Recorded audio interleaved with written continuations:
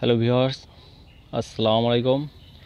ব্যবসা বাণিজ্যে ধস, বিধিনিষেধে গতিহীন অর্থনীতি, ব্যাংকে অলস টাকার পাহাড়, বিনিয়োগ স্রোত, কৃষি উৎপাদন বাড়ায়, খাদ্য ব্যবস্থাপনায় বড় সংকট নেই।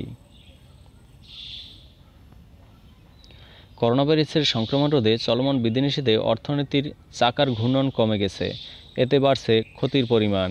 বিধিনিষেধ আরও দীর্ঘায়িত হলে ক্ষতির পরিমাণ আরও বাড়বে। ফলে 15 মাসের করোনার ক্ষতি কাটিয়ে অর্থনীতি পুনরুদ্ধারের কার্যক্রম আরও বিলম্বিত হবে।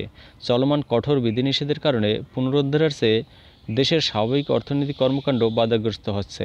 করোনার শুরু থেকে গত 15 মাসের মধ্যে 6.5 মাসই অর্থনৈতিক কর্মকাণ্ডের গতি সীমিত করা হয়েছে। এর প্রভাবে গত 15 মাসে ব্যবসা বাণিজ্যের সর্বত্র নেমেছে ধস। এদিকে বাংলাদেশ ব্যাংকের এক প্রতিবেদনে বলা হয়েছে, বিধিনিষেধের কারণে অর্থনৈতিক কর্মকাণ্ড বাধাগ্রস্ত হচ্ছে। এতে মানুষের আয় কমে যাচ্ছে ভোগ। ফলে অর্থনীতির উদ্বেগ বাড়ছে। করোনার প্রথম ধাক্কা কাটিয়ে অর্থনীতি যখন ঘুরে দাঁড়াতে শুরু করে, তখনই আসে দ্বিতীয় ঢেউ।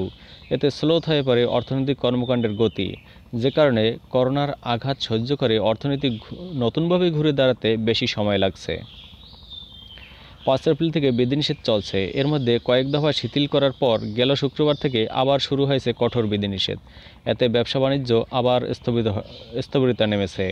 বিশেষ করে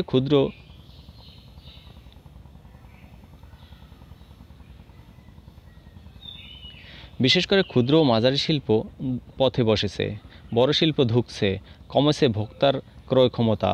কেন্দ্রীয় ব্যাংকের প্রতিবেদনে করোনার শুরু থেকে মে পর্যন্ত অর্থনৈতিক কর্মকাণ্ডের সার্বিক একটি চিত্র তুলে ধরা হয়েছে। এসব তথ্য পর্যালোচনায় দেখা যায়, করোনার প্রভাবে 1.5 বছরে ব্যাংকিং খাতে টাকার পাহাড় বেড়েছে, কিন্তু ঋণের প্রভাব বাড়েনি। ফলে রেকর্ড পরিমাণ বেড়েছে অলস টাকা। ঋণের সুদের হার কমানো এবং শর্ত শিথিল করা হলেও বাড়েনি চাহিদা। তবে সহজ শর্তে এবং কম সুদে প্রণোদনার ঋণ অর্থনীতিকে ঘুরে দাঁড়াতে অনেক সহায়তা করেছে। করোনার মধ্যে আর্থিক খাতে অনলাইন লেনদেন ও মোবাইল ব্যাংকিং সেবা বেড়েছে। পাশাপাশি পণ্য সরবরাহে ই-কমার্সের চাহিদাও বেড়েছে। এতে এ খাতটি দাঁড়িয়ে গেছে। তবে শিল্প সেবা খাত বেশি ক্ষতি হয়েছে। কৃষির ক্ষতি হয়েছে তুলনামূলক কম। বরং কৃষিখাতের উৎপাদন বাড়ার কারণে অর্থনীতিতে করোনার নেতিবাচক প্রভাব সেভাবে পড়েনি। এ প্রসঙ্গে কেন্দ্রীয় ব্যাংকের সাবেক গভর্নর ডক্টর সালেউদ্দিন আহমেদ বলেন, দীর্ঘ সময় প্রাকৃতিক দুর্যোগ, রাজনৈতিক অস্থিরতা সহ নানা প্রতিকূলতা মোকাবিলা করে অর্থনীতির একটি অন্তর্নিহিত সহ্য ক্ষমতা দাঁড়িয়ে গেছে, যে কারণে করোনার 2 দফা ধাক্কায় আরোপিত লকডাউনের মধ্যেও এখনও বড় ধরনের বিপর্যয় ঘটেনি। অঞ্চলভেদেও অর্থনীতির একটি শক্তি দাঁড়িয়ে গেছে, যে কারণে কোনো অঞ্চলে বড় ধরনের কোনো ঘাটতি তৈরি হয়নি। তবে অর্থনৈতিক কর্মকাণ্ডের গতিকে বেশি দিন থামিয়ে রাখা ঠিক হবে না। এতে স্বাভাবিক গতিতে চলতে দিতে হবে। তা না হলে সৃষ্ট ক্ষত থেকে রক্তক্ষরণ শুরু হবে। তখন আবার তা সামাল দেওয়া কঠিন হয়ে পড়বে। এজন্য করোনার সংক্রমণ রোধে সরকারকে এখন থেকে বিকল্প ভাবতে হবে। বেশিরভাগ মানুষকে টিকার আওতায় আনাই এখন প্রধান লক্ষ্য হওয়া উচিত।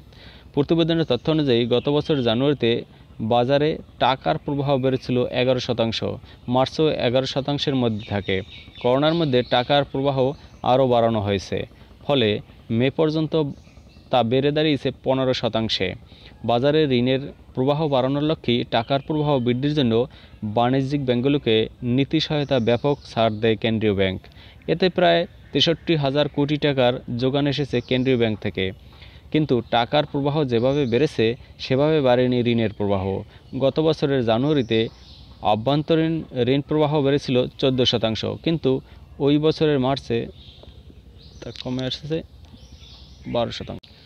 কমে তা 12%-এ নেমে যায়। চলতি বছরের মার্চে তা আরও কমে 6%-এ নামে যায়, আবার কমে 2% নেমে যায়। সরকারি ও বেসরকারি 2 খাতই ঋণের প্রবাহ কমেছে। ফলে অভ্যন্তরীণ ঋণ প্রবাহও কমেছে। গত বছরের জানুয়ারিতে বেসরকারি খাতে ঋণ প্রবাহ বেড়েছিল 10%। ধন্যবাদ সকলকে।